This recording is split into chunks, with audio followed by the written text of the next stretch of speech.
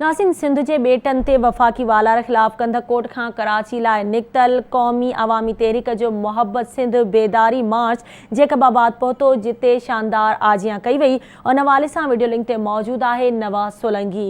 जी नवाज़, कहिड़ा तफ़सील आहिनि?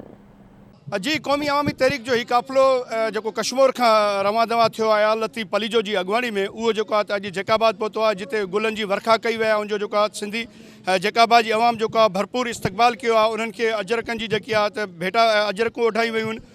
ही काफ़िलो जो हिन वक़्तु प्रेस क्लब पहुतो आहे, जिते जेका क़ौमी अवामी तहरीक जा अगवान जेका ख़िताब करे रहिया आहिनि। अयाज़ लतीफ़ पलीजो जो ही चवणु आहे त ही काफ़िलो सिंध के बेटन ते कब्ज़नि ख़िलाफ़, सिंध के कारूंजर जबल समेत जो मादनी वसीलन ते कब्ज़नि ख़िलाफ़ जो ही मोहब वतन जी रैली निकिती आहे, उहा सिंध मार्च जी जारी सारी है, जेका सिंध के समूरनि शहरनि के उन ते पहुचंदी है। उन खां पोइ 8 नवंबर ते ही काफ़िलो जो कराची पहुचंदो, जिते जो सिंध के सान्यावंदन समेत उन सिंधी अवाम के अपील कई है तो वो जो भरपूर नमूने से शिरकत करन। कराची सिंध की दिल है, इतने जो शिरकत करे इहो असां साबित करण चाहूँ था तो सिंध निंदड़की ना है। सिंध जा वारिस जेका आहिनि उहे जागी पिया आहिनि।